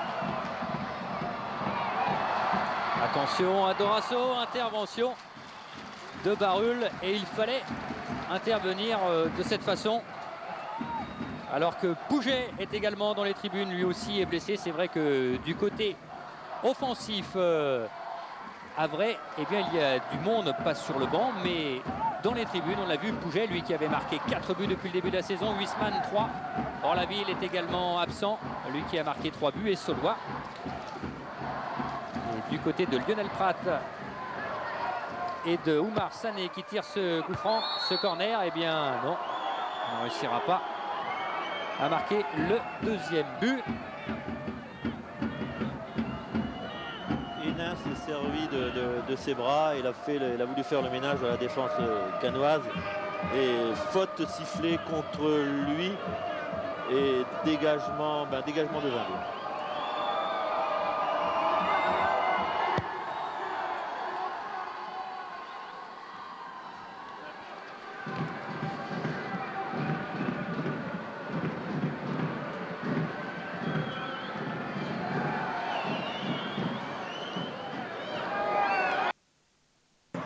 Allez-y Vincent. Vous êtes de bon augure là pour le Racing Club de Strasbourg, un peu moins pour les Rennais. Non, il ne faut pas croire que je suis chauvin, au contraire. Je veux assister à un bon match de foot. Ouais. Et on assiste à un bon match de foot. Ouais, le centre de Braca. Magnifique. Jeu là, le roi. Adik Cotte disait qu'elle lui faisait peur. Parce qu'ils ne savent pas toujours... Willy Sagnol se dépêche et Diomède est passé. Diomède est passé, mais Willy Sagnol va se jeter peut-être dans cet instant de Diomède au deuxième poteau. Ça va revenir sur Guy Varche.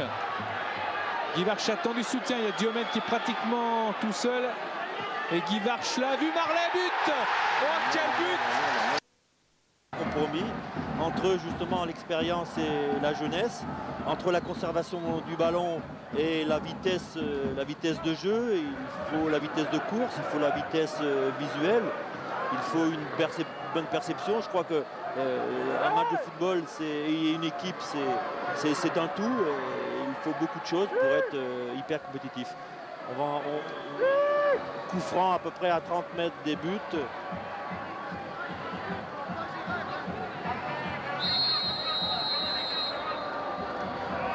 Avec Delaunay, c'est parti, ça a été contré par le mur, mais c'est bien bloqué par Grégory Bimbet. Toute l'assurance, il faut être sur le ballon, ça c'est la première chose. Bonne frappe, bien cadrée, bien arrêtée encore une fois par Bimbet, qui est bien placé, mais... On était reparti très vite de l'autre côté, c'est Hamel qui s'est imposé. Les gardiens, voilà, très bonne frappe contrée, je crois, oui, au départ. Qui est contrée. Et Bimbet se couche bien. Les gardiens, même s'ils n'ont pas un énorme travail, tout ce qu'ils ont eu à faire jusqu'à présent, ils l'ont bien fait. Ils ont fait très peu d'erreurs. Pour ainsi dire, aucune erreur, parce que même le but de Bimbet, malheureusement, sur l'excellente frappe de Denif, il n'y peut absolument rien.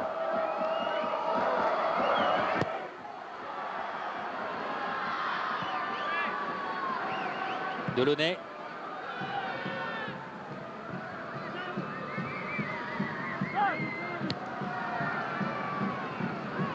Ouais, sur le banc canois, on y croit. Adik Kot qui reste assez étonnamment calme, encourage ses joueurs, il continue à les pousser. Avec cette frappe qui passe à 41 cm, soit plus, hein. Début gardé par Grégory Bimbet.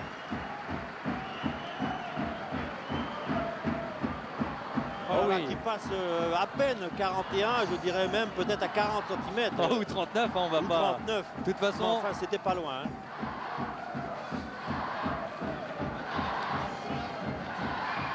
Ouais, je vous disais que Adik Kot croit encore dans les chances canoises. Il a demandé à ses joueurs de continuer à échanger, à se donner le ballon et surtout de se présenter plus nombreux devant la cage adverse pour essayer de conclure. Eh oui, se présenter plus nombreux. Pour l'instant, devant, on a vu que le roi Marsiglia. Et que pour l'instant, les frissons, ils sont côté canois avec cette dernière frappe de Lionel Prat. On le voit. Adik Kot, il va demander un remplacement bientôt.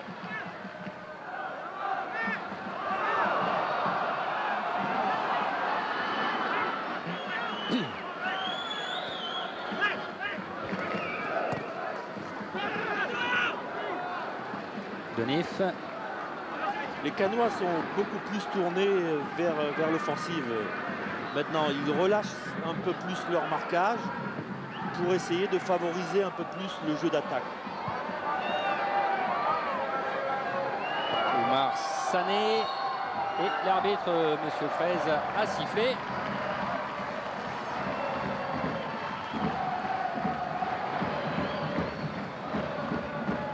Coup franc en faveur de Vikash Dorasso. On voit un petit peu l'intervention.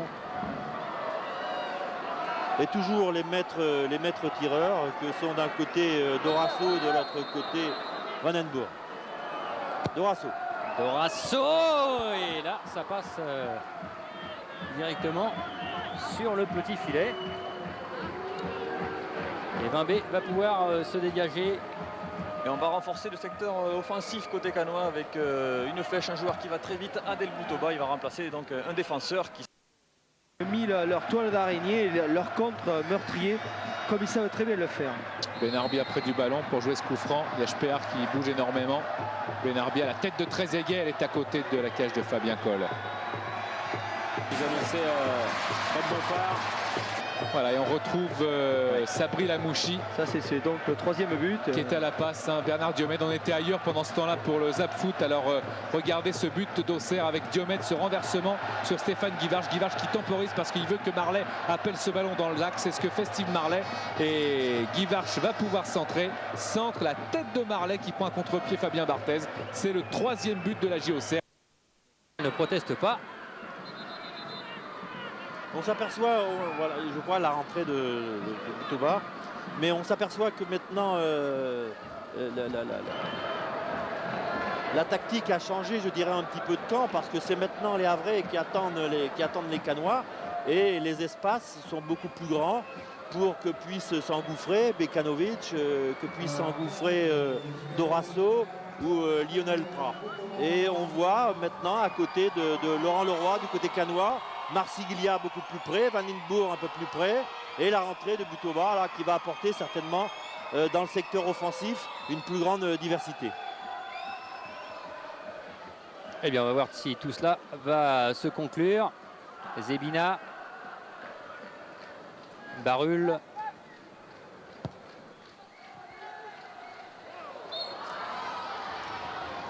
Et intervention, Monsieur Fraise.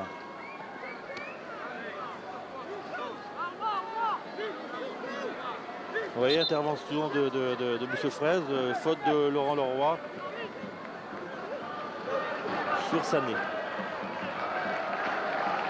Il y a un changement de défenseur côté Havrais avec la sortie de Mathieu Louis-Jean qui a joué un petit peu plus au milieu ce coup-ci. Il est remplacé par Bernard Pasquale. Eh bien voilà, est-ce qu'on va essayer de s'annihiler dans les changements alors qu'il reste moins d'un quart d'heure maintenant dans cette rencontre?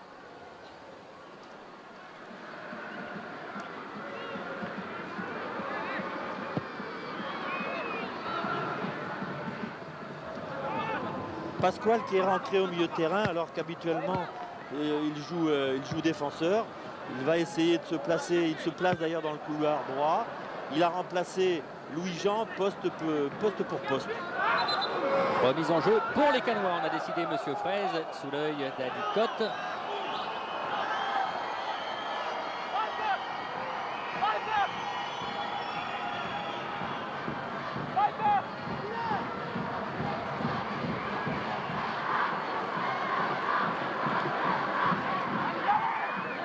Attention à la tête, il était signé Zebina qui était monté pour une fois sur ce centre justement de Butoba fraîchement rentré. Et on a vu une plus grande présence des Canois dans la surface adverse sur ce centre de Butoba.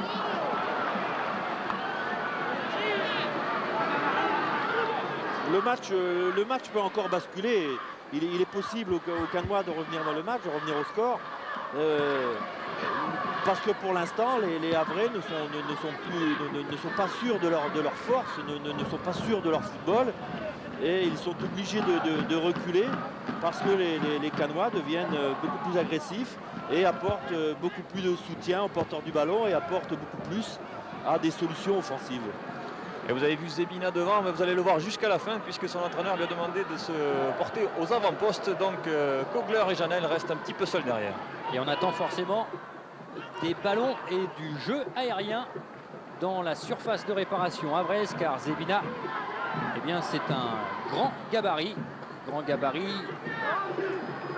d'1,84 m et surtout il a une superbe détente. Butoba lui est très rapide, on le connaît, très technique également. Voilà ce ballon dans les airs, ce n'est pas pour Zebina mais pour Marsiglia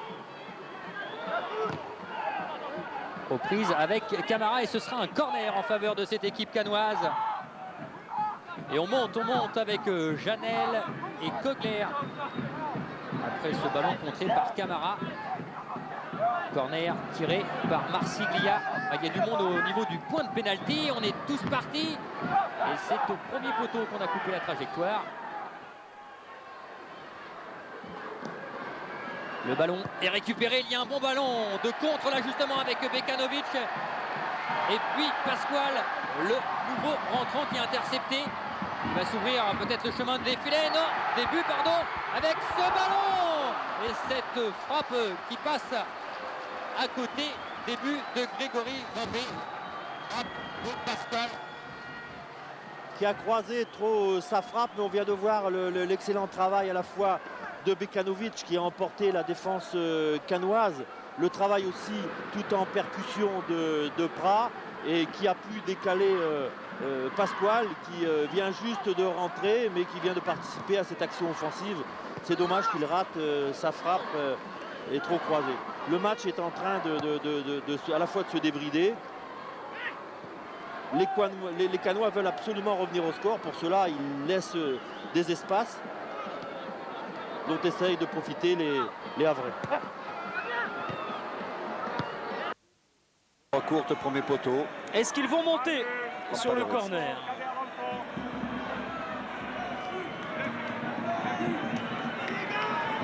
Alors, Pires pour le tirer. Il y a qui au centre? Il y a Rodriguez, il y a Lukic, il y a Gaillot, il y a Seretssoum. Il y a la tête de Seretssoum! Et Metz qui ouvre le... On voit toujours les Canois. Les Canois veulent refaire leur retard. Je pense qu'ils en sont absolument capables. Maintenant, ils prennent tous les risques. Ils sont presque en individuel derrière, sans libéraux. Allez, ils sont les premiers sur le ballon, Christian, les Canois, actuellement. Hein. Oui, et la preuve justement avec cette bonne circulation du ballon, Boutoba. Il a été servi là-bas par Vandenburg. Adi Code vient d'insister auprès de Sébastien Chabot pour que les Canois gardent une certaine organisation. Il ne veut pas que ce soit un petit peu la panique sur le terrain avec un trop grand désir de revenir. Dorasso pour relancer du côté Havrais.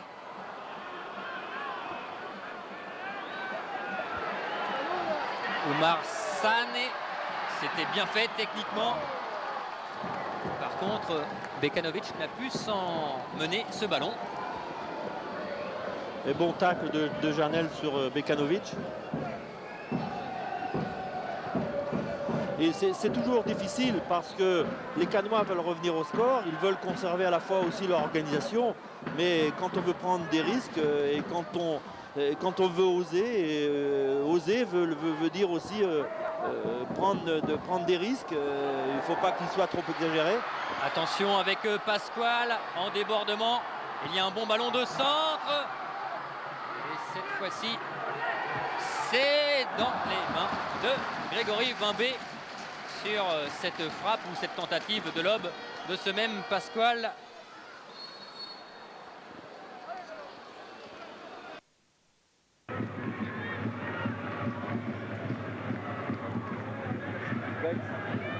C'est tout le mal qu'on leur souhaite. Dumas. Avec Dumas qui tente de trouver Trezeguet. Oh, et but! Ouais. But de David Trezeguet. Même si le score est toujours inchangé.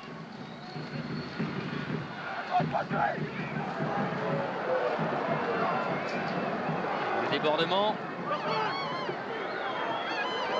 Vandenburg, techniquement, c'est parfait. Oh, il y avait Zebina qui attendait le ballon.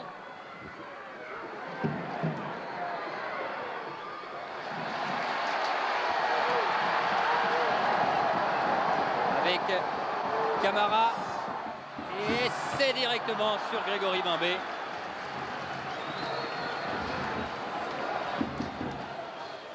Il y avait Lionel Prat qui était seul pour couper la trajectoire au premier poteau et Zebina a voulu choisir davantage Bekanovic qui se trouvait au deuxième poteau. Marsiglia. Non, on ne s'est pas compris là. Avec Zebina donc passé aux avant-postes. Et long dégagement de Paulet, l'ancien Canois. Il reste 7 minutes à jouer. Bekanovic face à Janel dans la surface de réparation. C'était pour Dorasso, mais c'était trop juste. C'est pas perdu pour les Havrais. Denif. Bekanovic. On va attendre du monde. Oumar Sané. Pareil encore dans la surface de réparation. Il a évité le tacle. Le centre, lui, est trop long directement sur Boutoba. Allez, du côté canois, si on veut revenir, il faut réagir, il faut repartir. Alors que Denis Troche, lui, n'est pas content après Oumar Sané. Il lui demande de revenir dans le jeu. Il y a de plus en plus d'espace. Hein. On voit à la fois une équipe qui attaque, l'autre qui défend sur 80 mètres. Je pense que le match ne va pas se terminer comme cela. On peut s'attendre à un but à la fois de la part des Havrais ou éventuellement de la part des Canois. Mais une équipe cherche le break, les Havrais, l'autre veut absolument revenir au détriment de l'organisation. Parce que l'organisation canoise devient de plus en plus difficile. Lionel Prat et c'est détourné en corner par Grégory Vimbé qui s'en veut, il aurait bien et tellement aimé bloquer ce ballon pour pouvoir relancer Vous voyez, on voit cette frappe sur un excellent ballon de Bekanovic pour Lionel Prat. Et Vimbé n'a d'autre ressource que de mettre le ballon en corner. Corner tiré par toujours le même, toujours le numéro Dorasso. 10, Vikas Dorasso. Il n'y a seulement que Prat et Bekanovic dans la surface côté Havrais. Et forcément, en infériorité numérique aussi flagrante, c'était très difficile pour cette équipe havraise de récupérer le ballon. C'est reparti là-bas avec Vandenburg. Zebina a fait l'appel au centre. Et il est servi. Devancé par Paulet. Marsiglia. Kogler lui aussi monté. Leroy. Reprise avec Camara dans la surface de réparation. Oh là là. C'est dommage parce que Kogler, il a enlevé le ballon de la tête de son coéquipier de Marsiglia.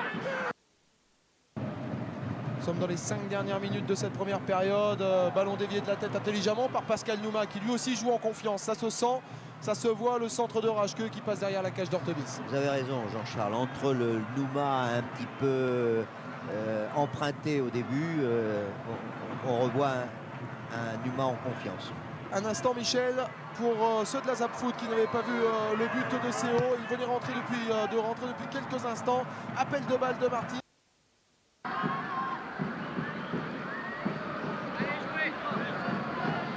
On a vu aussi Christian sur le corner havrais que la défense centrale, Paulet et Delaunay, qui sont à la fois deux très bons joueurs de centre, de tête, ne sont pas venus. Il va y avoir 42 minutes en deuxième période. Je crois que derrière, maintenant, les Havrais essaient d'assurer.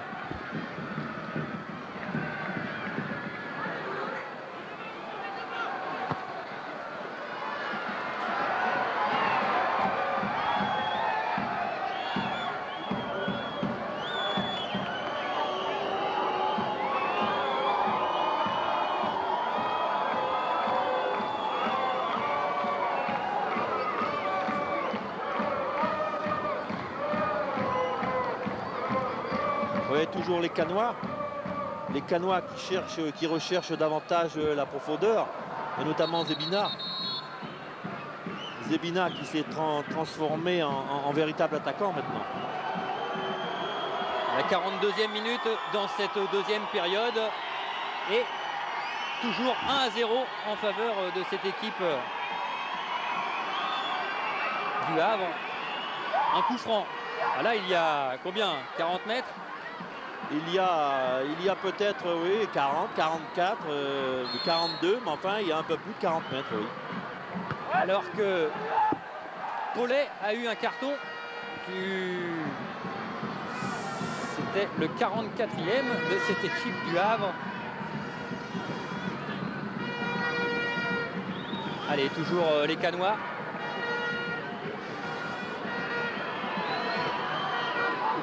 Attention avec ce ballon dégagé. Et dans la surface de réparation, que dit monsieur? Penalty. Penalty. Oh, non, pas penalty. Non, bien, pas penalty. On y a cru. Faute contre le Canois. À revoir. Ah, il y a un problème de contrôle. On voit le contrôle. Malheureusement, le contrôle. Eh oui, monsieur Fraise signale la main de. Alors qu'il est légèrement, il est bousculé. Il est bousculé, c'est pour cela que le ballon va à la main. Je peux vous dire que sur les deux bancs, on a cru au pénalty. On a sauté de joie côté Canois. On était fou de rage côté Havrais. Il a fallu quelques secondes pour que tout le monde reprenne ses esprits.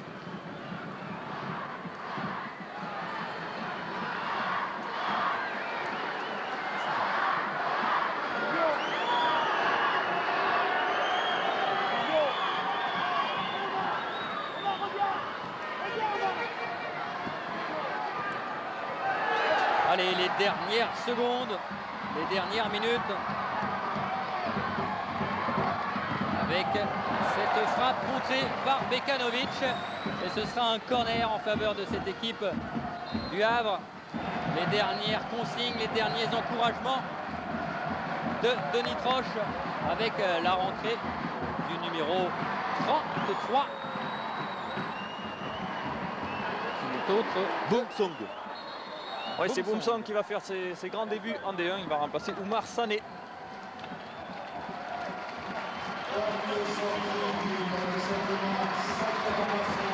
Eh bien, les Canois croyaient au pénalty.